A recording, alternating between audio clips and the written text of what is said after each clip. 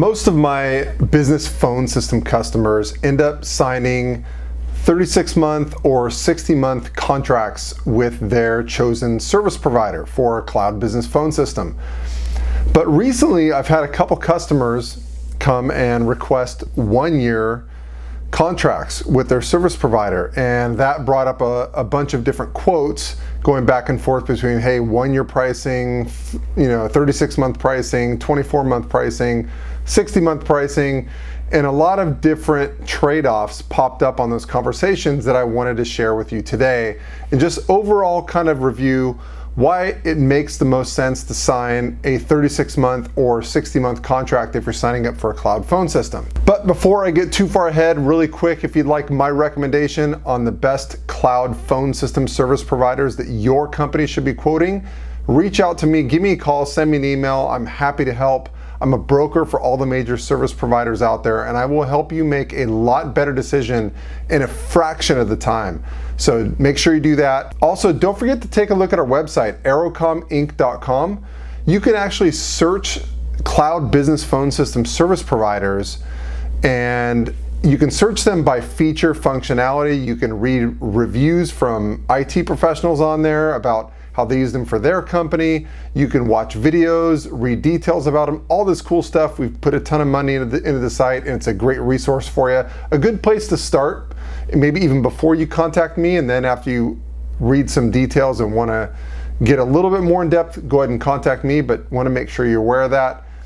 And also, as always, don't forget to subscribe, like the video, ring the bell, all that good stuff to help our videos get out there. And as always, leave a comment. Tell me, ask me a question, or tell me what video you want to see in the future, what subject you want me to talk about. I'd love to hear what you have to say. IT professionals are always so quiet on my channel. They don't say a whole lot. I see a lot of views, I see a lot of hours watched, but I don't see a lot of comments. So hey, I don't bite. Go ahead and leave a comment. I'd love to chat back and forth with you. And I try to always reply to every single comment, as long as it's a normal comment. All right, so that aside, getting back to the subject matter. The first word of warning is when you send a contract to legal, I'm sure you guys already know this, but take everything legal says with a grain of salt. They tend to make mountains out of every single molehill on the contract, and before you know it, you're in a toe-to-toe, knock 'em dead fight with the service provider over something that they're never going to change, and it kind of sours the whole thing.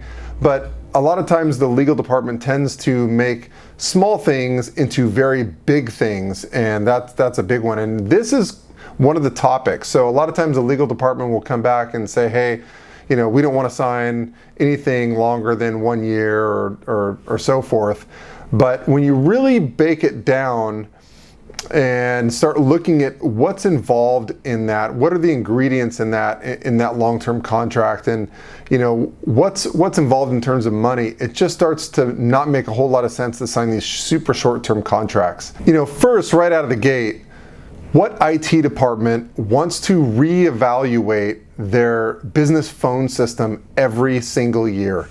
Now, I don't know how you guys feel, but most IT professionals I talk to don't like the phone system a whole lot. This is kind of a necessary evil. So the last thing they want to do is have to revisit this thing every single year, requote it, go through another discovery process, spend hours doing it when they have a whole list of other projects they got to be working on. So number one, who wants to look at this thing except for every time you absolutely need to, which is usually about every 3 to 5 years. Another big thing that really stood out on this last go round I had with a couple customers is the pricing.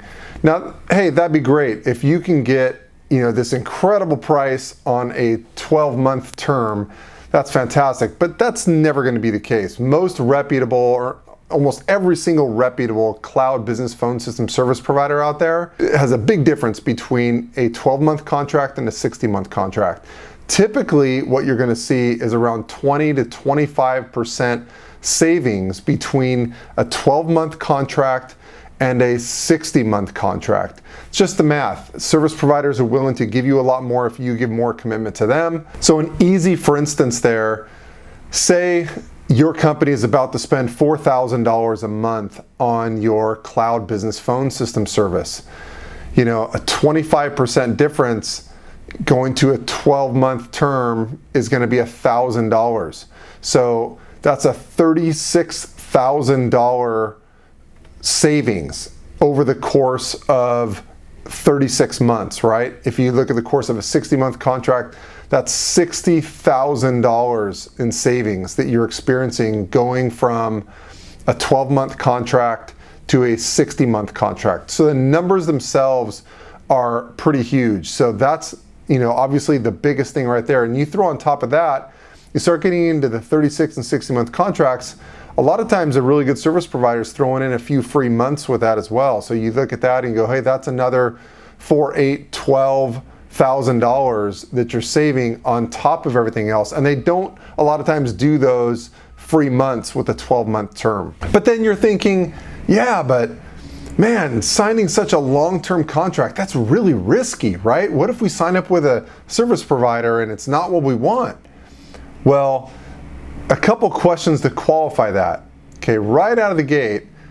Now, when you say it's risky, are you meaning you're worried about the service quality being bad, the actual dial tone itself being poor quality, like you're having outages frequently, or it doesn't work very well consistently? There's jumbled voice going on, there's one-way media, there's a delay in the voice quality. So there's a few things you can address with that before you sign a contract. So first of all, ask the service provider if they have a service level agreement, an SLA, that guarantees a certain amount of service quality. You may also ask for something called a chronic outage clause that guarantees that if you have a certain amount of outages within a certain amount of time, you're not obligated to fulfill your contract. That's something that some service providers will offer once in a while. Something you can also do is do a proof of concept. So you can have the service, for free with a lot of service providers. That they'll send you a link to download the software and give you some temporary phone numbers, and you can try the service out. You can kind of kick the tires for a couple weeks. You can also look online for reviews. You can also look on things like Down Detector for downtime history with that service provider. There's a lot of things you can do there to help quash any type of hesitation you have about service quality and customer service. At the end of the day, too, you're also protected by the Public Utilities Commission of your state and the FCC, the Federal Communications Commission. They have to provide you with adequate, access to the outside world. That's your company's 911 access. So if it's not working properly, no service provider is going to be able to really hold you to the contract if you can document that the problems are on their end and not yours. Now, what if you're worried about functionality, like features and functionality? Like, hey, what happens if we get it installed and it doesn't quite do what we want it to do? Well, I'd say for that one, again, free proof of concept will help you with that. So make sure you get a free proof of concept and hand it out to a few power users within your organization who can really test it and make sure that it works well. Also, you can do things like use case scenarios on demos. So you can have several demos with your chosen service provider, especially if you're a larger company. If you have hundreds or thousands of employees, that service provider is going to bend over backwards on the demos for you and really show you as many demos as you want to see. So ask for specific use cases to be demonstrated in the demos, like the CRM integration and a certain workflow that you have with incoming calls and transferring, or a call center application. Ask for them to demonstrate those so you see exactly how you're going to be using the phone system demonstrated in a demo. And lastly, if your concern is downsizing, say you go, 60-month contract. What if our company downsizes? What if we have, a huge downsize, like 25% of our workforce is laid off, or our company just doesn't need the employees anymore for whatever reason, or shrinks, or bad economy and all that good stuff. So you go, gosh, being tied into such a long contract for a long period of time, it's a little bit scary. Well, there's a little bit of leeway there. So if you want some type of flexibility there, say within like 10%, a lot of service providers will offer something called a business downturn clause or an elasticity clause that will allow you to reduce your monthly commitment by up to 10% without penalty. So that gives you some flexibility to say, hey, a couple people get laid off and you add a couple people later, and you're kind of like, hey, I don't want to get dinged for early termination penalties when it's just 1 or 2 people here and there. That's totally understandable, and providers are fine with that, especially if you're a large organization and they really want to earn your business. A lot of providers will add that into the contract if you ask. But in terms of like large downsize, so say in that 25% example, let's break down those numbers a little bit. Okay, so let's use that 4,000 number again. So say your company has 4,000 employees and your company downsizes by 25%. That's like, hey, worst case scenario, say we get rid of 25% of the employees. That's a lot, right? So say you get rid of 1,000 employees, hence why I used the 4,000, so it's a real easy number, right? So you get rid of, your company has to lay off 1,000 employees. Well, the service provider is not going to let you off the hook for 25% reduction in monthly fees. So initially you're like, hey, like that's terrible. Like look at all the extra monthly fees we're gonna be paying. But let's think about that. So 1,000 employees is 25% of 4,000. So if your company lays off 1,000 employees, then the amount of monthly cost for that, let's just use an easy number. So $15 per month per user for a cloud phone system.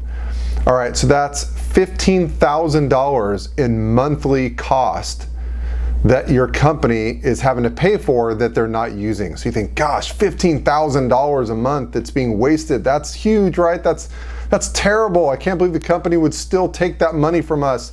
And you know, it sounds really bad, like no way, we want more flexibility than that. But then you start to think about it a little bit more. Okay, 1,000 employees, what is the payroll for that? So for 1,000 employees, on average, if they're making $40,000 a year, that's $3,333,333 per month in payroll. So 1,000 employees, you do the math yourself, that's the number. So we're talking about your company, if your company lays off 1,000 employees, that's why they're laying off employees, because they need to spend they need to save $3.3 million in payroll per month. That's why they're laying the employees off. They're not laying the employees off for the $15,000 per month. They're laying the employees off for the $3.3 million per month that they need to save. So your company is going to be saving that much money from laying off employees. $15,000 in comparison to that is comparing pennies to dollars. You're actually saving pennies when dollars are being saved. So you're worried about the pennies when the dollars are going on. So at the end of the day, when you're really looking at those numbers, your company in that moment in time is not going to be super stressed out about the $15,000. They're going to be facing a lot of relief from that $3.3 million in savings that they're getting. And there's also going to be a lot of waste that comes with that within the business, like the real estate space. Your company is also going to be in too big of a space for real estate that they can't get out of the lease for a while. I mean, that's just part of doing business. As a business owner myself, I know how this goes. That's just part of doing business. You can't have every agreement that you have in business be completely flexible with drastic changes, and you got to be worried about the big numbers. The big numbers are your labor costs. So that's the number your company's going to be worried about. It's not going to be the software costs. So don't sacrifice, and remember that math equation we did earlier where you're going from a 60-month to a 1 or a 12-month term, and you're losing all those, all that savings, $40,000, $50,000, $60,000 in savings that you could have gotten. Don't risk all that savings for the slight possibility that your company may have this crazy downturn that it doesn't expect to have. And even if it does, the savings really isn't going to be that big of a deal. So don't look at it that way. Also, think about this. When your company had an on-prem phone system, back 10 years ago, companies were buying on-prem phone systems. That wasn't that long ago, and they were doing it for all history before that, when they bought an on-prem phone system the last time, I guarantee they did not buy an on-prem phone system that was the exact perfect size for the amount of employees they had at that point in time. They always got a phone system that was too big, that had room to spare for growth, right? So when your company bought a phone system in the past, it automatically bought a phone system that it was wasting money on from day one, that you had too big of a phone system just in case for growth. You had too many phone lines, too big of a phone system, but you needed to because otherwise you'd have to buy a whole new phone system in case you grew. So that made sense, right? Well, think of it this way. Well, now when you buy a cloud-based phone system, at least chances are you're not going to be paying for excess phone system unless this crazy catastrophic event happens within your company where you have this huge reduction, and it's not that big of a deal anyway. So those are some of the things that came up in that last conversation I had with a customer. So that's really why companies, at the end of the day, 99.9% of my customers end up signing a 36 or 60-month contract, and that is why. When you really start crunching the numbers and look at the logic behind it, and look at the cost savings, and look at how much time you really want to spend on this thing every single year, it just makes a lot of sense.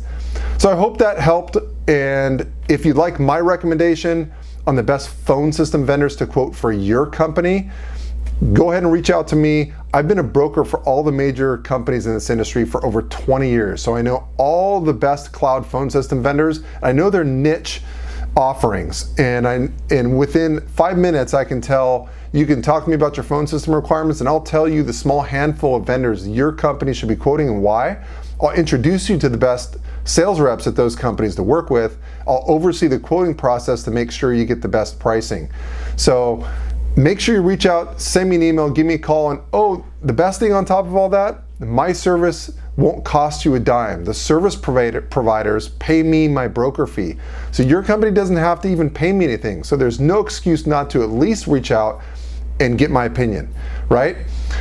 Also, don't forget to go to our website, aerocominc.com, search service providers for your phone systems needs by category, by feature. Make sure you go check it out. And as always, like and subscribe to the channel. I'd really appreciate it. Leave a comment. Let me know what you think about the video. Thanks again for watching, and I will catch you on the next one.